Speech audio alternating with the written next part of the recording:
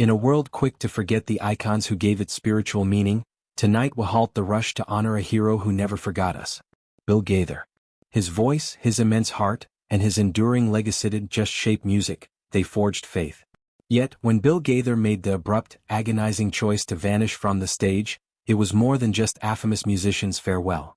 It was the sound of a curtain tearing, symbolizing the instant, quiet end of an era in gospel history. The ensuing silence wasn't peaceful. It was a profound aching void that left a whole community reeling and suddenly adrift.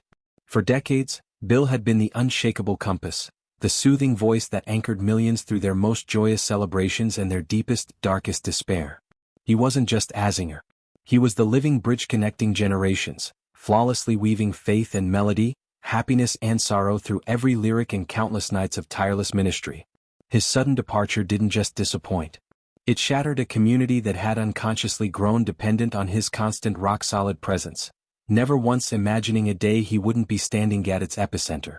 And yet, even after the spotlight went dark, the melody refused to die.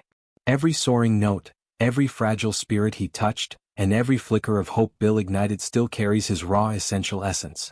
For the sheer scope of that impact we must say, thank you Bill.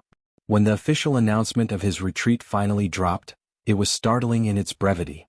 A short, almost insultingly simple statement confirmed the crippling fear so many had harbored but desperately denied. Bill Gaither was leaving. He didn't fade.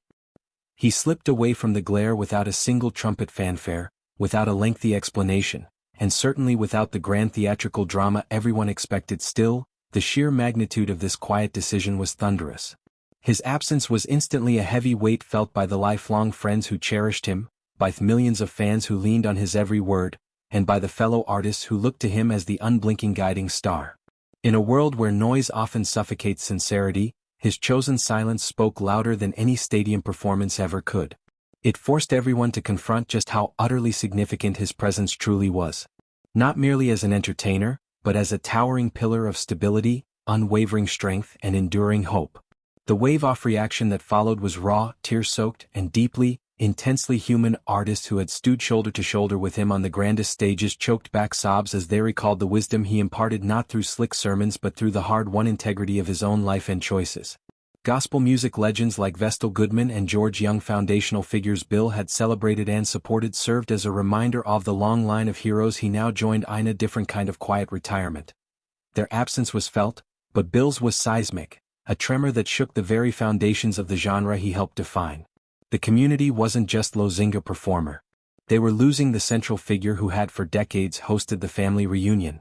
The Gaither homecoming videos, which had captured generations of artists singing together in spontaneous, heartfelt fellowship, weren't just commercial successes. They were the visual audio proof of the unity Bill fostered. These videos now took on a poignant new meaning, a testament to a time when the patriarch was still present, still orchestrating the beautiful chaos of collaboration and faith. Fans poured out their most intimate personal journeys, recalling specific moments when a Bill Gaither song, perhaps because he lives or he touched me, became their ultimate source of comfort in heartbreak, or their burning beacon of courage in pitch-black times. They remembered the warmth of the video cameras, the genuine unscripted moments of fellowship captured in the Gaither Homecoming series, a phenomenon that itself transcended simple music compilation, becoming a weekly devotional for countless families across the globe. For many, a Gaither concert wasn't just an evening out. It was a spiritual refueling station, a place where their faith was affirmed and their worries temporarily lifted by the sheer power of collective song. They saw Bill not as a distant celebrity, but as a trusted friend, a kindly uncle who always knew the right song to sing. From every single story, one undeniable absolute truth emerged. Bill Gaither had created far more than music. He had gifted people with enduring memories, moments of pure healing and spiritual bonds so profound they will outlast the songs themselves. The Gaither Vocal Band, the countless artists he mentored, and the very structure of Southern gospel music all bore his unmistakable imprint. He built an empire of ministry not for profit but for the selfless purpose of uniting believers and non-believers alike under the banner of hope. The sheer scale of his influence meant his withdrawal was not just a loss of a voice but the sudden retirement of the CEO of Hope. He had an almost uncanny ability to identify and cultivate talent, elevating artists like Mark Lowry and David Phelps to global recognition. His vision went beyond performance. It was about stewardship, ensuring the heritage of gospel music continued through fresh, powerful voices. This stewardship, this constant giving of himself and his platform is what made his stepping down so acutely felt. As the world desperately clawed for answers behind his sudden exit, a deeper, uncomfortable reality began to surface. Perhaps answers weren't what truly mattered. Maybe Bill's decision was a quiet, desperate plea guided by his physical health, the unspoken demands of his family, or a deep, soul-weary yearning forced after decades of absolutely selfless service. Or perhaps it was an overwhelming, crushing combination of all these private pressures. The grueling tour schedule, the constant demands of the recording studio, the endless meet and greets, a life lived perpetually in service of others, had to eventually take its toll. His body simply may have given the final non-negotiable command to stop. While there were no confirmed reports of a specific illness at the time, the sheer exhaustion after running a ministry for over half a century was explanation enough for those who truly understood the weight of his calling. They remembered the decades of travel, the thousands of miles logged in buses and planes, the nights spent away from his beloved Gloria and his children, all in service to the music and the message. This was not a pampered celebrity life. This was a vocation that required the sacrifice of personal comfort for the greater spiritual good. The fact that the statement offered no details felt like a deliberate act of privacy, a final necessary boundary drawn around a life that had been so generously public. It was his way of saying the work was for you. But the ending is for me and my family. Whatever the final reason, what truly resonated was the powerful lesson hidden within. Even the strongest, most eternally inspiring figures must eventually humbly step back when life issues its non-negotiable call for fundamental change. That truth carried more weight than any single explanation possibly could. The realization that even a man of Bill Gaither's immense spiritual stamina was finite sent a necessary jolt through the community, reminding everyone that life, even a life dedicated to the eternal, operates under temporal rules. Looking back across his phenomenal career, a sense of pure awe is unavoidable. From the most humble of beginnings as a high school English teacher in Indiana, Bill Gaither ascended to become the global recognized icon of gospel music. Yet, he wore that colossal success with palpable humility and genuine grace. The blinding spotlight and the endless accolades were never ever his actual goals. His mission was always deeper, to elevate spirits, fiercely nurture faith, and unite people through the transformative power of melody. He accomplished this and so much more. He penned over 700 songs, becoming one of the most prolific and impactful songwriters in Christian music history. His partnership with his wife Gloria created timeless compositions that will be sung for generations. A musical foundation that defines the genre. Their collaboration was legendary. A spiritual and creative union that produced hymns that transcended denominations equally at home in small country churches and massive city cathedrals. The sheer longevity and quality of their work established a creative benchmark that few others have ever approached. His music wove itself inextricably into the fabric of countless lives, becoming the essential soundtrack of every Sunday service, every wedding, every funeral, and every quiet private prayer. His songs accompanied people through every brutal stage of life.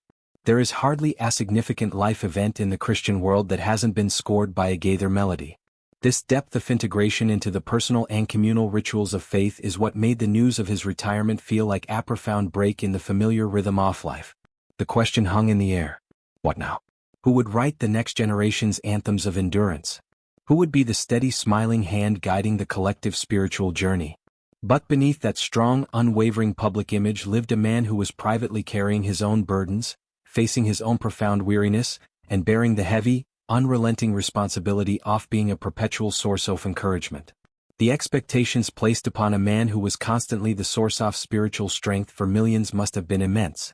The pressure to always be on, always be smiling, always have the right hopeful answer surely weighed heavy on his heart and soul.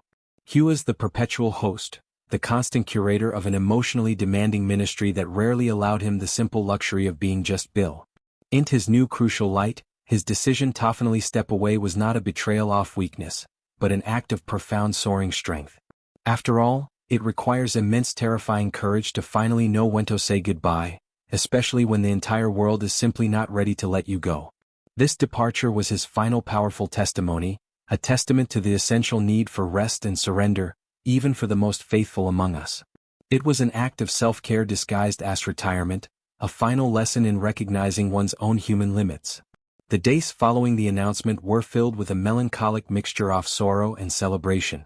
Tributes poured in from every corner of the music industry. Not just Christian artists, but mainstream legends who respected the Gaither's artistic integrity and enduring success. Broadcasts were dedicated to playing marathons of his music, turning quiet evenings into unexpected community vigils. The internet became flooded with personal anecdotes, each one affirming the deep, quiet ways Bill had personally impacted individual lives, often without even knowing it. One common theme emerged: his consistent encouragement of young talent, his willingness to share the stage, and his genuine, unassuming kindness off camera.